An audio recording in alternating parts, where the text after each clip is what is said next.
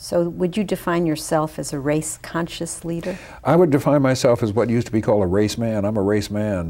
My grandfather was a race man, somebody who put the race above all. And I don't mean that he thought his race was superior to other races, but the concern for the race was above all.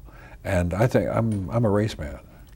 And would you say then that working on issues of race doesn't just improve things for the black man, but for the... Oh, absolutely, absolutely. That's the whole point of things. You know, I'm fond of saying, I'm doing America's work.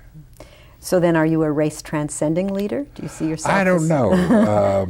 I don't think I'm seen that way. I think I am, but I don't think I'm perceived to be that way. I think I'm seen as someone who's overly race-conscious and therefore cannot transcend race. I'm race fixated. I'm fixed on it.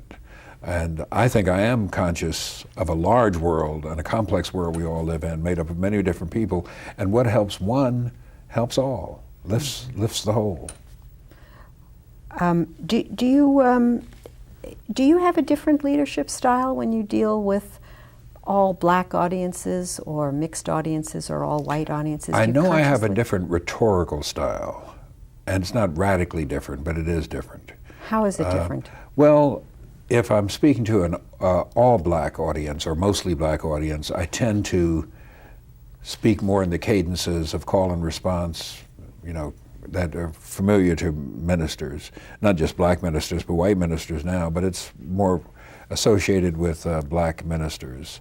The repetition of phrases and the repeating of rhetorical questions. And I do that deliberately because I know I'm getting a different response. This audience is used to that and in fact expects that and is disappointed if it doesn't get that.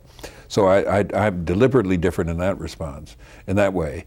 But the basic, I will give the same speech to a black audience tonight and to a white audience tomorrow and get a good response from each audience, but my delivery is very, very different.